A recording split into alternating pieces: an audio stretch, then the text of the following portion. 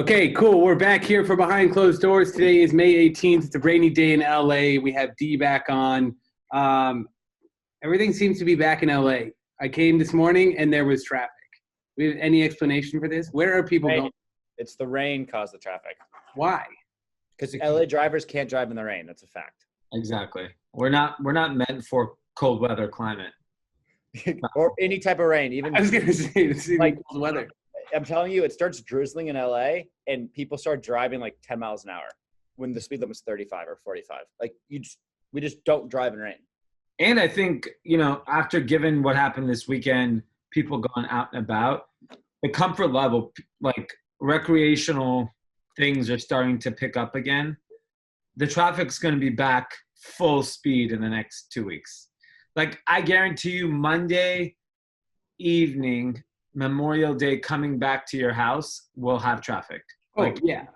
If you live in the suburbs and you're coming back from the beach or you're coming back from wherever, like Memorial Day weekend traffic will be real. My mom was in Malibu yesterday at a friend's house, and she said PCH was packed getting home. Because that's a normal Sunday in summer. It takes forever to get back on PCH. Yeah. She said it was packed bumper to bumper, like normal summer. So, I would say Memorial Day Monday will be the kickoff of full-blown LA traffic back. Are you going to a party, D? I haven't been invited to one yet. Pete, give him an invite. He wants a pity invite from you. Nah, we're pretty full over here. I don't know if we have room. I'm not hanging out with you guys. Fine, we didn't want to have you around anyways. Unless you got a beach house in Malibu, I'm not interested. We don't. I can't afford that.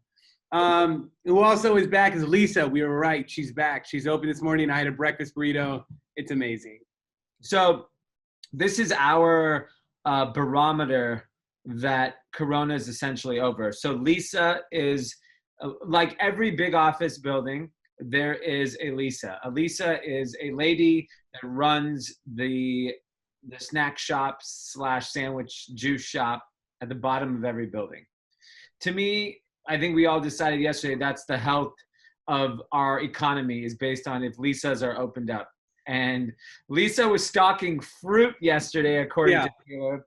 Yeah. Fruit means there are people in the office. Because you can stock up on Doritos, that's no big deal. Fruit means you're expecting to sell it in the next 2 days. Yep. She was even trying to get like a feel for like how many people were in the office. I was like, it's only like a handful right now. She's like, when do you expect more back? Because I don't really know yet. It's just like pulse checking, I'm sure, everybody. What's interesting is just hearing, like our staff on our company-wide call, one of my partners said, hey, start thinking about what June looks like. There will be some sense of office presence if the laws kind of relax. And people are already panicking like, oh my God, I have to come back in the office. Yeah, motherfucker, this is what you do. You work. You have to come back in the office. Yeah, there's definitely going to be a big lag in like returning to work. And people are going to be like, fuck, I got to go back to work. It's like almost like a negative thing. And I think it's going to take people a long time to get back to working. Yeah, I think people really enjoyed their home life, and there's like no time constraints, right? Like you do whatever you want, whenever you want. Sure, you're working along the way, but like the fact that you have to wake up at a certain time, take a shower, brush your teeth, and get the hell out the door, that's going to be tough for a lot of people. Yeah. And you lose a lot of excuses because you used to, at least me, I used to blame everything. Sorry, the Wi-Fi's down in my home, or they're working on something here, or, Corona, crazy times. Yeah. You kind of lose those excuses for not doing shit and being late. Well, I think a lot of people are going to say, I'm not comfortable. Yeah. And how are you going to deal with that? You're going to say, shut up? You're going to fire him? I'm going to say, I'll realistically will give people some sort of lax, in terms of like how much time I'd have to consider. But if the state and city laws say, hey, you can go back to work as long as you follow these rules, then I expect 100% everyone has to go back to work. If not, then I just assume you don't want to be here. And that's fine. Unemployment's only at 25%. I'm sure you'll find a job quickly. Or those paid with unemployment. Yeah, when once it all opens up, all those benefits stop too, by the way. Yeah. Because the state's going to be like, you can go get a job, you lazy fuck. Yep. That's reality. Mm-hmm. Also, what happened this weekend, which was really big, The Last Dance finished up. Can we just get a 5-word synopsis of like your feelings behind it? We don't need to go into it deeply, but I'm just curious. What were your final thoughts? Only 5 words, Steve. Choose wisely. Give 5. Unfucking believable. Okay, Jesus. 5 syllables. It was good. It was fun. I watched it. I'm not upset about it. Started slow, ended really well. Yeah. Okay, Taylor comes around at the end. The big talk today is how yellow Michael Jordan's eyes are. Yeah, Yes. he looks unhealthy. I'll be honest. My eyes are yellow too. No, they're not that yellow. Those are like yellow. Yeah, I mean, everyone that that has friends that surrounded by Michael Jordan, he's intense. He probably doesn't sleep that much. He plays 36 holes of golf a day, a bottle of Sincora tequila, 4 hours of sleep. Like that's what your eyes look like. Yeah. Yeah, he looked his eyes do look pretty shitty. He looks like he's seen some shit. I mean, I got yellow eyes too, so I'm like Michael Jordan. Are you paying 36? Okay, Jesus. I'm the Michael Jordan something. The doc did actually it got so much better. At the beginning, it took me like 5 or 6 episodes, honestly, to understand how it was jumping around. Did you get that from the beginning? Yeah, I like that. I like that it was going back and forth in time. I think that was pretty cool. Yeah. You also just kind of had to know what had happened previous to all of this, and not just have this be your first time really like learning about it. Yeah, Correct. and they're gonna do a Lakers one next, right? Are they? Yeah, ESPN said which one should we do next, Lakers or Warriors? Obviously, everyone's gonna say Lakers.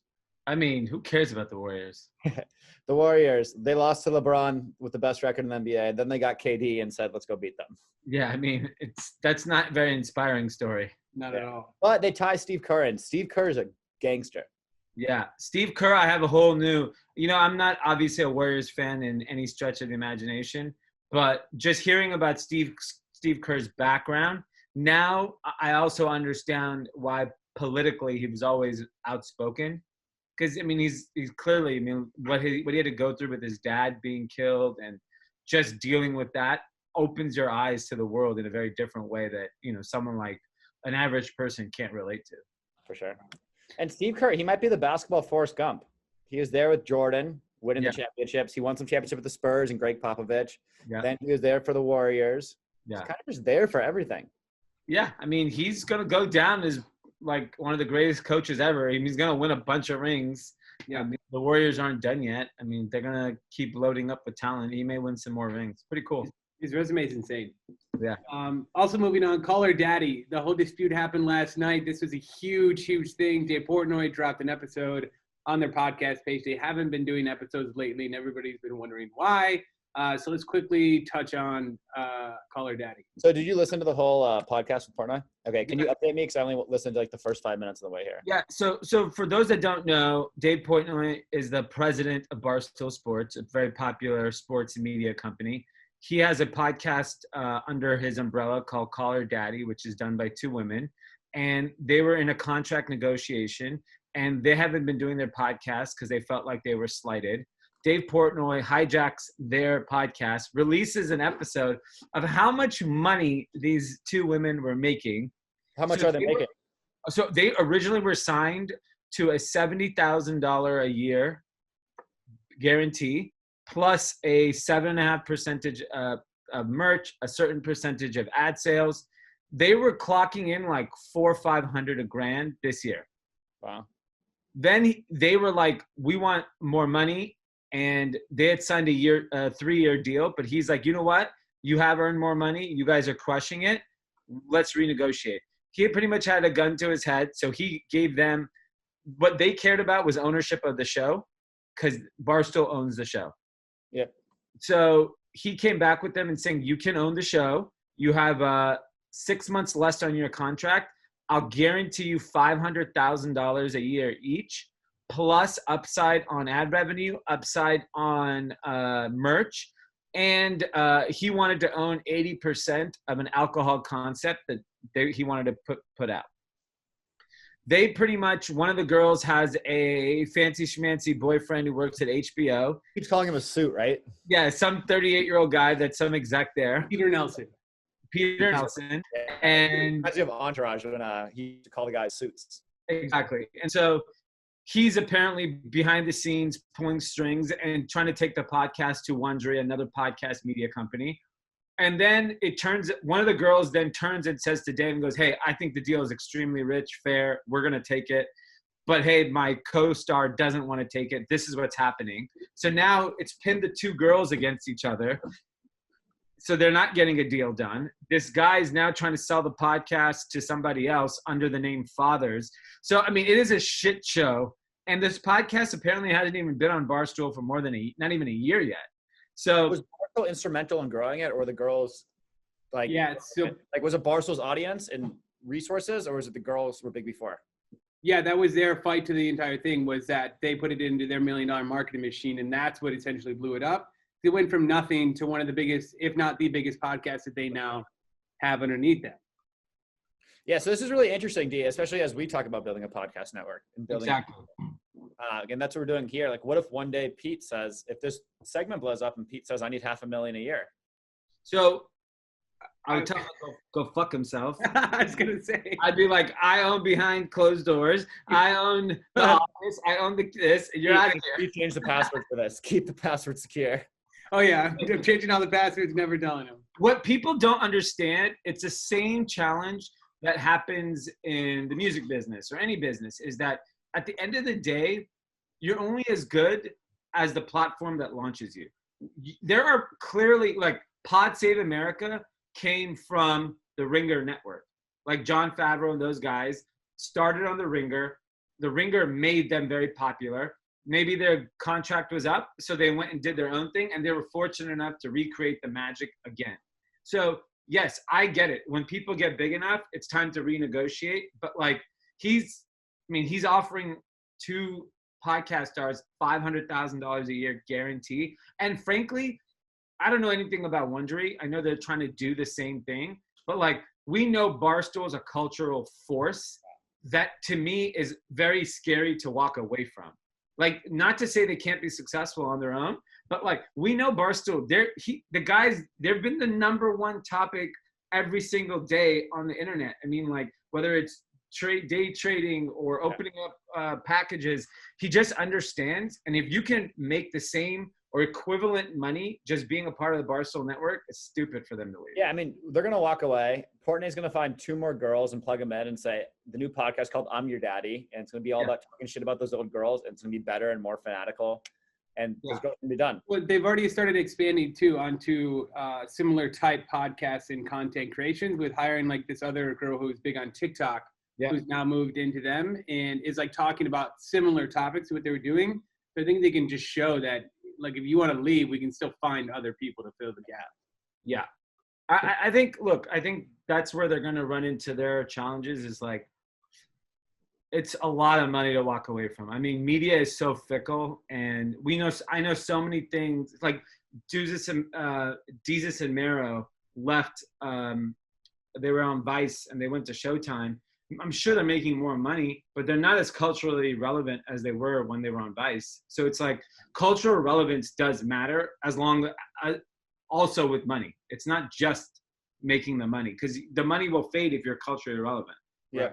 How do you think those contracts work? So he has them for 3-year deals, hasn't even been a year yet. They walk away. They have to pay to get out of it. Like, are they paying millions of dollars to get out? Are those contracts enforceable, or he just lets them walk? No, I think he owns the IP. So if they walk away, they're pretty much walking away from the name Call Her Daddy. Yeah, but they have their fans on social, and they could that's assets that they own that he helped them build. Yeah, exactly. So if they're willing to walk away from it, then Barstool can technically plug in 2 other women to Call Her Daddy and just keep it going. And if people like it, then Barstool wins, right? Like they can go offer. He sues them though for trying to get out of the contract and going somewhere else. I don't know. I think it's a tough one because if they're just walking away from everything, then what's there to sue for? Then what's the point of a contract then to lock them in for 3 years? Well, because they're not going to get to monetize the IP that Barstool helped them create at the end of the day. Yeah. Right. It's still like if they have to leave and go to another platform. And the most interesting thing about Dave Portnoy is he laid all the card on the table. Think about how many other podcasters are on his platform that just found out how much money these two women make. This is like the Eminem moment. Like he's just like, fine, here's all the information, but like what happens with that now? Who knows? But like literally, it's like here's everything in the wide open. Yeah, because you got to think that TikTok girl they're signed to whoever says like, "Fuck you, I want $500,000 guaranteed." Yeah, exactly. So I'm curious to see how it affects the internal relationships amongst other Barstool. The majority of those guys there are just idiots. But they understand $500,000 a year guaranteed. They know what that means. But he would just go to him and be like, all right, where are you bringing that in what way? Like there's just ad revenue, there's attention that if like you don't have it to a certain degree, he's going to tell you to fuck off and you can't find another job. Any bit similar to those skills. It just creates tension for no reason. That's my point. True. All right, cool. Move it along, Pete. What else we got? Peloton. Why? Peloton's going down. Yeah. Good news. So here's the deal. People think that company Moderna tested trials on a small group of people, and the results are positive on antibody kind of treatment. Yep. And so the notion that there's a potential for a vaccine gets the market very excited. So we understand why it's going up. But on the flip side is all these vaccine companies are the inverted is all the companies that benefited because of Corona. So Zoom and Peloton are the two that benefited the most. Okay, go on. So now these two have cratered in the last trading day. And because you assume that once things go back to normal, you're not going to be using Zoom as much. And by the way, there's no reason to sit at home on a bike that goes nowhere. So they should be equally punished on the way open. If the market goes back to normal and we're allowed to go on with our day, you should see these two companies suffer in some capacity. You know who else is suffering? Yeah. Nice. Luckily, you're selling a lot of hoodies. $86,000 we're down on SPXU now. That's amazing. I want to see how many percent I'm down. I'm afraid to even look at it now. I'm down 43%. Let's see what I'm down. I'm probably right there with you. You guys are together on this. I'm exactly 43%. Oh, good to know. A little more levered. Yeah. But yeah, I mean, it's going to be like the market is all emotional at this point. There's no vaccine. There's nothing has happened. No. Few people were tried. Like the market just like switches on this. Like it's like gossip. Mm-hmm. Trillions of dollars move on gossip. That's the old saying: buy on rumor, sell on news. Like news isn't good for the market. Rumor is good. All right. So when do we get news? So the news will be we reopened and not every restaurant is packed. The news is vaccine has been discovered, and then 3 weeks later they tell you it's going to take 2 years to vaccinate everybody. That's the news that will crater the market. Yeah. Wow. So All right, for you young traders out there, some sound advice. Yeah. So if we're losing all of our money in the stock market, where are we making money, D? Pete, let's get to the next topic. Yeah, Clean Monster. Any updates with that? What are we doing? So Clean Monster is our clean brand. We are selling masks and hand sanitizer on cleanmonster.com, but we've also been selling masks under New Republic on Amazon. And luckily there's not a whole lot of viewers for this, but we're the #1 selling mask on Amazon for the last couple of weeks. So you can do the math if you understand Amazon and what that means. We're about to launch our own branded hand sanitizer that will be available on under the brand name Clean Monster on Amazon and on Walmart.com. So I expect us to be top seller in that within the next couple of weeks. We're learning how to.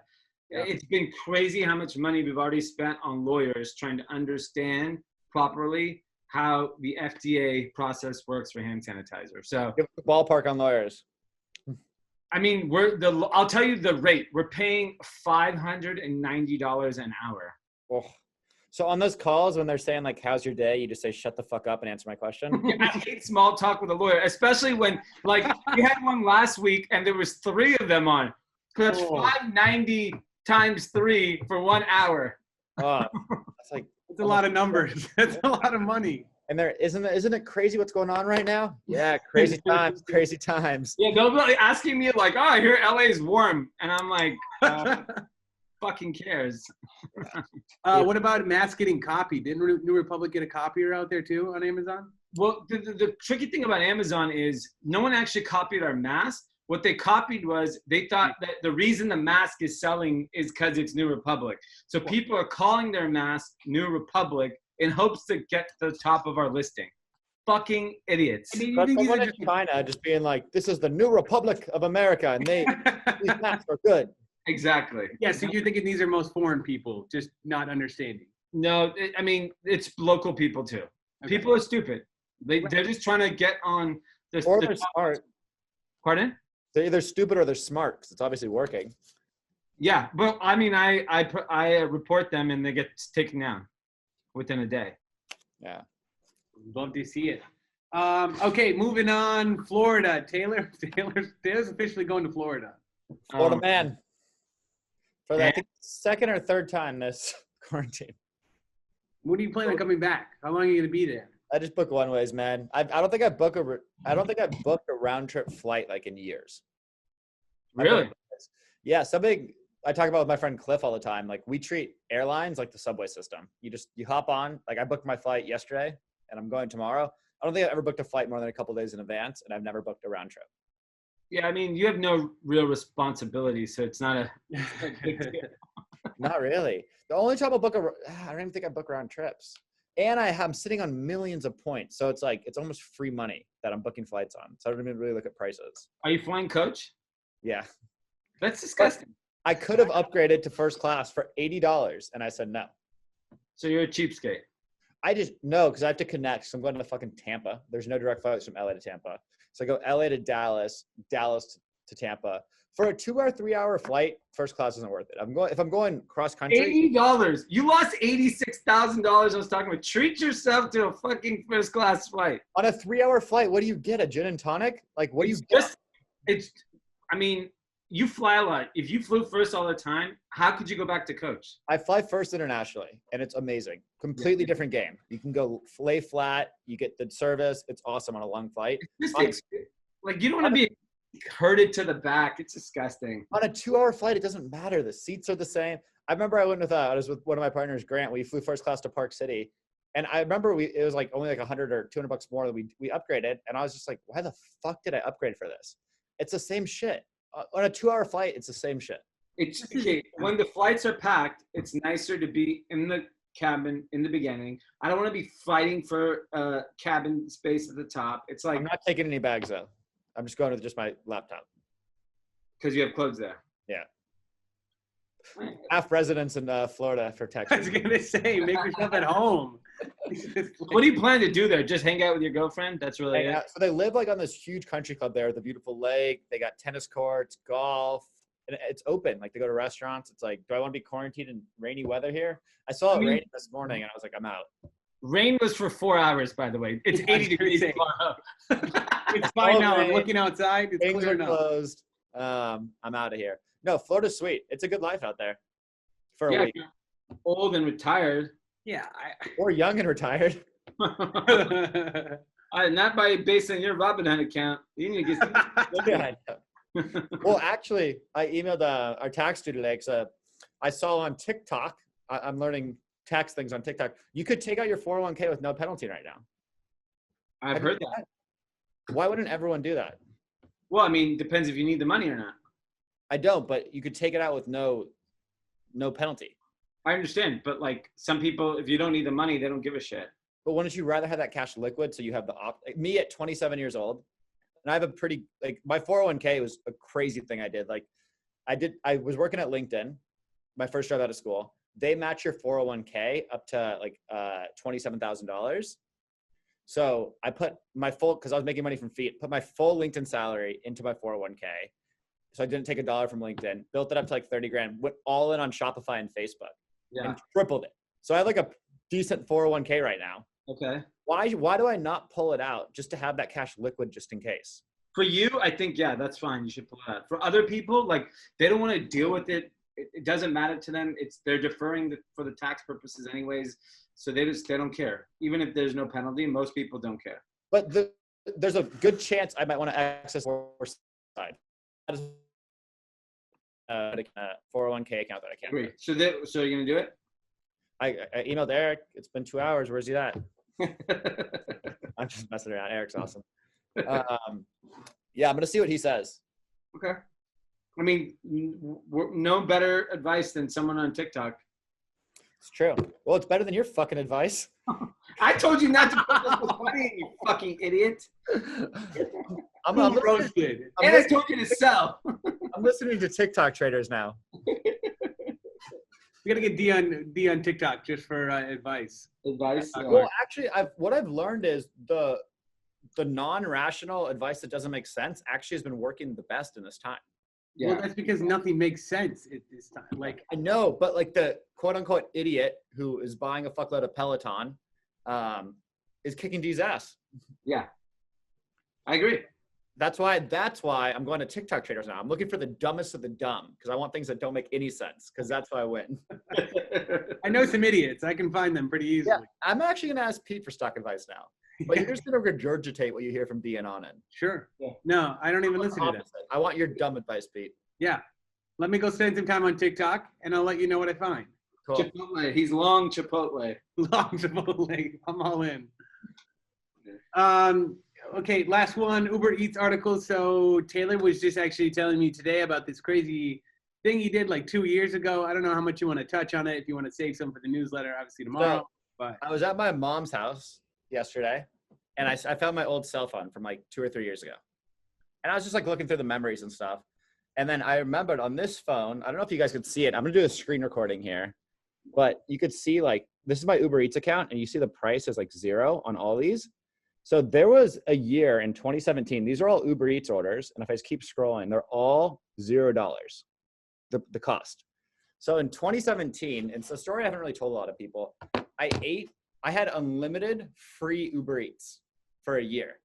And it was the craziest thing ever. I had like 5 meals a day on Uber Eats for free. I would send them to my friends and they'd like Venmo me $10 for whatever they wanted. And I was just buying everyone Uber Eats. How? What I did, do you remember when you give 20, get 20 for an Uber promo code? So then I took out Google AdWords on first Uber ride free. It had the like most insane search volume, but nobody was bidding on the AdWords for first Uber ride free. Wow. Why don't we bid on that? So I was getting like 10-cent clicks or even like 2-cent clicks. So people would click first Uber ride free. It would go to a landing page with my code. They'd enter my code. Every time they used my code, I would pay 10 cents for the click, but I'd get $20 in credit. Wow. So I ended up having like close to $100,000 in Uber Eats credit, and I couldn't even use it all. So I was just buying like so much Uber Eats to the point, and then I would have my friends just Venmo me. I'd say, whatever you want, you Venmo me $10, you could get whatever you want for $20 in Uber Eats. It was the best hustle ever. And I have all my Uber's losing money because fuckheads like Taylor. Yeah, it was awesome. I have all the screenshots. I have like thousands of meals on here. I'm going to do a screen recording of all the meals. And then I have my whole back end and how I did the targeting on Google. So I'm going to do a full article on that and just release how I use Google to hack Uber. Wow. It was an awesome time. Wow. That's a smart move. I like it. Yeah, so I have some smart moves. You take risks, and sometimes they work out, and sometimes well, balance it out. You got $100,000 of Uber credit. You lost $100,000. Yeah, but boom. I got a year of food, which is not equal to $100,000 liquid cash. Yeah, it's worth $20,000. Yeah, it could be. It was crazy. There was a point where I was ordering. I'm not kidding. Like every 20 minutes, I'd order something. I would Uber Eats water bottles to where I was just to have a water. I mean, I still do that. The ultimate flex. I was like drama. Yeah, turning right into drama. So yeah, I'm gonna write an article, a newsletter about that in Melrose Street Journal and see if I can get some virality because it's a pretty good fucking story. Yeah, it's a really good story. Well, head over to melrosestreetjournal.com to see that article tomorrow. Subscribe to the newsletter. I might need some more time on that. You might need some more time. Okay, you can't this week. Okay, this week. Do you guys have anything else? We didn't talk about your shirt. Oh yeah, my shirt, Daddy-O Trading Company. They sent us a package. There's some cool stuff in there. We'll dive into it tomorrow for the podcast because he's so good with his packaging and what he delivers us.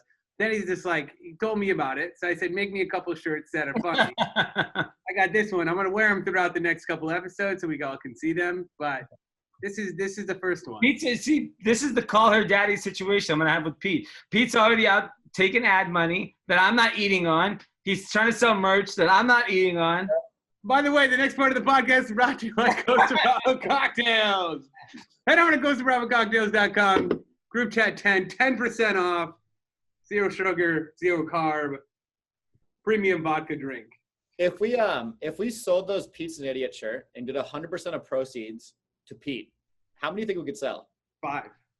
I don't know. I think people would support you. Yeah, but not that much. Can we launch that campaign? I'm down. I think you'll sell a decent amount. I think if we just say, hey, Pete, he's living in a tiny little apartment. He doesn't have a car. It's kind of like a mix between a GoFundMe and a GoFuckMe. And maybe I'll just expose Pete's pay, and then people can decide based on that if they think Pete needs money or not. I think it's the best thing for Pete. Wait, say that again? I expose how much you make from a salary standpoint. Yeah, people would love to. I would be more than willing to share that. Okay. Then we'll see if people think you're well compensated or not. Yeah, expose your pay, and then we sell those shirts for $20 or whatever, and then what happens once I get exposed? You get all proceeds from the shirt, so they can see if they want to support you or not. Yeah, so like people can then decide. They go, okay, Pete doesn't make enough money. I got to support him, or like, fuck that guy. I can't believe he makes that much money for doing what he does for a living. You know what I did the other day is I have my timesheet that I turn in. I mean, I don't know if we'll lose it or not. Oh, and then you added the extra hours. I remember you telling me about this. No. What I actually did was that another employee had asked for a link, and I accidentally copied them on my entire sheet from the start of my time here, which showed everything that I made. And I was like, oh, fuck. What a fucking idiot. Don't worry about that. Ignore that document. Oh, my God. Yeah, whoops. Just exposing yourself, man. That's an HR violation. All right. Okay. All right, Pete's an Idiot shirt. Let's get those going. Yeah. I think that could be our like friend of a pod shirt. Like if you know, you know. Yeah. Idiot shirt. Okay, I like it. Cool. Anything else we got here, Peter? No, head over. Go ahead and follow us at our tags below here and melrosestreetjournal.com. Behind closed doors. We're out.